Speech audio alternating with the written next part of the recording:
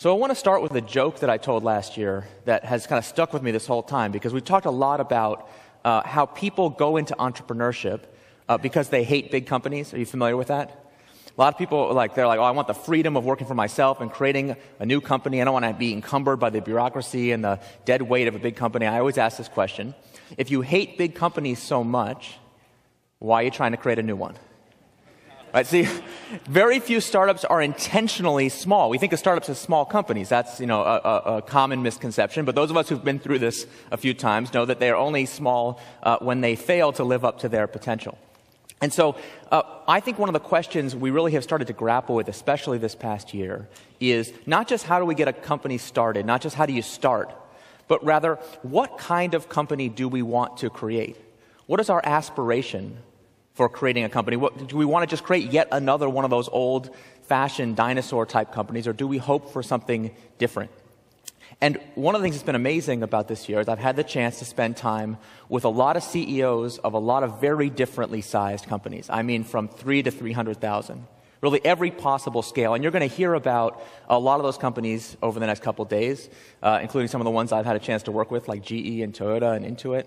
But also lots and lots of companies that you've never heard of, who I think are actually just as important. Because we want to bring you stories of actual practitioners who are trying to create this new kind of company together. I call it a growth company.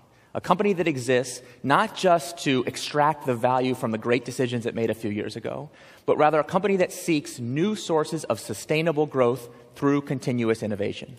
And what's interesting is when I meet the CEOs of some of the world's largest companies, and I meet some of the CEOs of the world's unintentionally smallest companies, you know who I'm talking about, I see something that we all really do have in common. It's not that we have the same size company, or we've made the same amount of money, or we dress the same, or we live in the same place.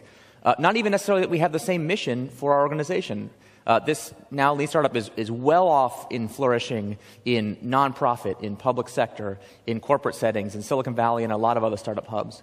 Rather, what we have in common is a shared vision for the kind of company we want to create, a company in which we don't just extract value, but rather try to create new sources of value all the time. So not just create product market fit that one time we got lucky and wow, wasn't that great, but rather always be asking ourselves, how do we seek out new sources of new products, new customers, new sources of fit, new sources of growth, a growth company. And that, to me, is what modern management is really about. It's not just entrepreneurs in a garage. It's not just corporate dudes in a boardroom. Rather, it is a new operating system to try and bring together the best of general management and the best of entrepreneurial management into a new general theory of management. Now, people who aren't used to being in these kind of settings or haven't heard me talk before are going to be like, why are we talking about management? I thought we were going to be talking about something cool. I know, I promise. We will talk about some cool things before this conference is over. But we have to start with management. Because fundamentally, a startup is not a product. It is not an idea. It is not a cool business plan. It is a human institution designed to create something new under conditions of extreme uncertainty. And that means that entrepreneurship is the management discipline that deals specifically with situations of high uncertainty. And that is what we are all facing more and more. I don't ever go anywhere and people say to me, gosh, Eric, thanks for coming. The problem we're having is that everything in our world has gotten more stable. Everything's slowing down and everything's getting simpler. We face fewer competitors than ever before. The pace of technological change has slowed and we kind of have it under control, and we have a really clear view of what's going to happen in the future. I don't think I've heard any of those statements anywhere I've gone. In fact, the opposite of each. But our traditional management tools are not quite up to the challenge of dealing with that uncertainty, because fundamentally, the 20th century general management paradigm was about planning and forecasting, about figuring out what's the plan, and then who's ahead of plan, who's on time, who's on budget. And as we've been saying for a number of years in Lean Startup, if you're building something that nobody wants, why are you so ungodly proud that you did it on time and on budget? Right? You're driving the proverbial car off the cliff, but you're bragging about the gas mileage. Okay, that's what we're trying to avoid with Lean Startup. So what does this new entrepreneurial management look like? I think we're starting to see its contours. And I just want to paint a little bit of a picture of what that company of the future is going to look like. What does it look like to be in a modern company? Because what's so interesting to me is, let's be honest, Lean Startup as a community, we are pretty good at bumper stickers. Anyone notice this?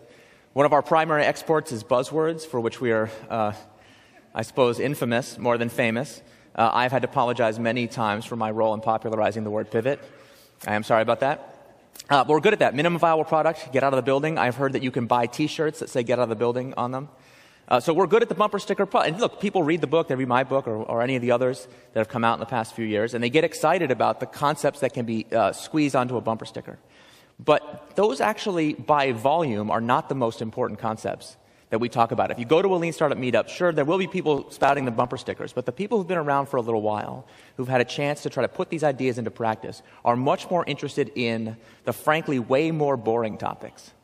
Like, how do we manage teams? How do we hold people accountable? And what is the accounting paradigm that we should use? Of course, I advocate something called innovation accounting, which you're going to hear about soon. I know some people are like, oh, goody, accounting, that's going to be really exciting. I know, bear with me. What's exciting is to see companies, products, new organizations succeed.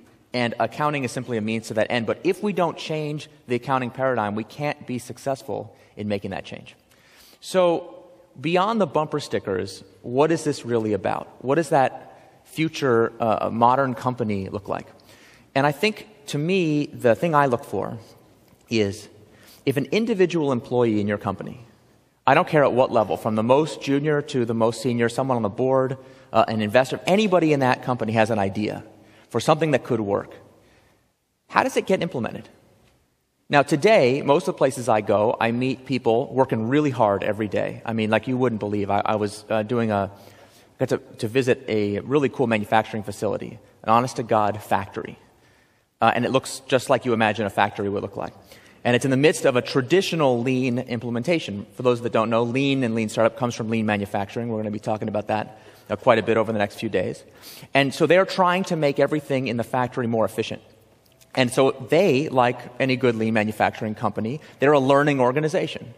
Just like Toyota, if an individual line factory worker has an idea for how to improve the work that they do every day, there's a process, a really difficult and complicated process, but a process that every person in the factory knows, here's how I get my idea tested to see if it is in fact an efficiency gain. But those aren't the only kinds of ideas that matter in a modern company. So I was talking to some folks who make appliances, and we were looking at the user interface on a modern appliance.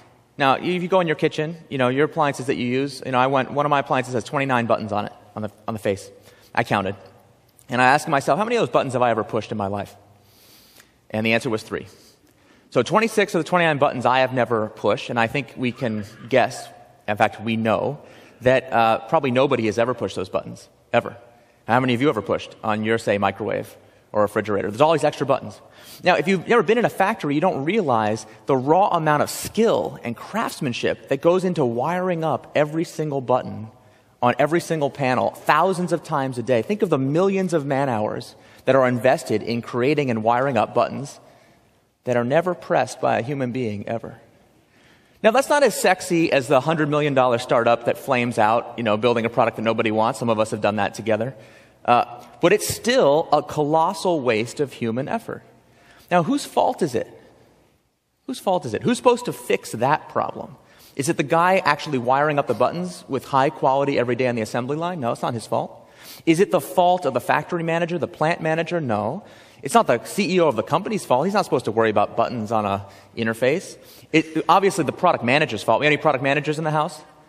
Always the product manager's fault. Right, exactly. Except the product manager did exactly what they were told. They went to who they thought their customer was. Of course, not the end user. What do they have to do with it? Right, the category buyer at the retailer that carries these appliances, and asked them, hey, what should we do with this interface? And they were told more buttons is better.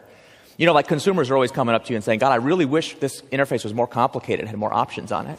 But that's what he believed. So we got that feedback from the customer, and they told us to make it more complicated, so we did. But have we really run an experiment? Have we really run an experiment to discover if that actually makes a difference to the end user? Have we actually figured out if those buttons drive commercial advantage? We know the answer far too often is no, we haven't. So it's nobody's fault. It's not the marketing guy's fault. It's not the engineer's fault. It's not the designer's fault. It's nobody's fault, and yet the end result as a system is unacceptable. It is a waste of human time and potential. And I want us all, as we go through the next couple days, to really feel viscerally the pain of all of those people doing outstanding work that adds no value. And then ask ourselves, in our company, do we know anybody who's wiring up buttons that are never pushed? Not in your company, obviously. But do you have a friend? And are you sure that the work that you do actually creates value for customers? That, to me, is a modern company. That if you have an idea that says, I'm not sure that this product is even worth building. I don't think this interface actually needs to be so complicated. Do we have a routine and regular process for immediately testing, experimenting to discover the honest-to-God truth about whether that is true or not? Does that make sense? That's what I want us to really think about. How do we apply that in our companies together? Now, this is also 2013, a very special anniversary for me, because my lean startup journey is almost exactly 5 years old right now. It was almost exactly 5 years ago that I first posted on my blog, Startup Lessons Learned, that I had this idea for a way to talk about this modern trend of how, at that time, I was talking really about Silicon Valley startups called Lean Startup, coining that phrase. And I really didn't think this is where it was going to take me at all. So this has been an incredible 5 years.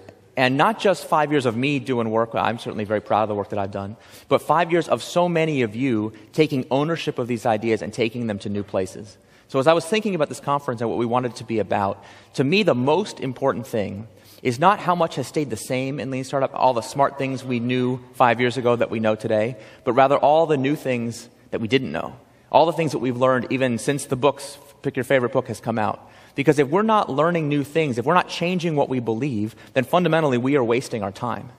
And that's unacceptable for the guy in the factory line. That's unacceptable for us too. So I also want you to think about what are the new things that challenge the orthodoxy that we have come to believe that you see on stage over the next couple of days. We have made an effort to bring you ideas that disagree with each other, experts and practitioners alike who are trying things maybe that didn't work and that didn't work as well as the book says that they would. So we can actually talk about what's real in entrepreneurship. That's what I hope you'll get out of the next few days. And so I want to leave you with one last comment. This is something that I mentioned very briefly in the book. The book is 2 years old now, if you can believe it. And it didn't get a lot of attention then, but it's become an increasingly important part of my work. And it's a diagram that I call the Startup Way. It's based on a diagram from a book called The Toyota Way. We're going to meet some folks from Toyota later today. And it's basically just a reminder that the process parts of Lean, the bumper sticker, Kaizen, Kanban, MVP, you pick your favorite buzzword in English or Japanese, the process bits that we get so excited about, and that's what people pretty much remember and think about, are not themselves the enabler of the change that we seek. Rather, they rest on a foundation of Toyota's philosophy of long-term thinking. And that's the paradox of Lean Startup, that we combine the short-term action of rapid experimentation and MVPs with the long-term vision to put a dent in the universe.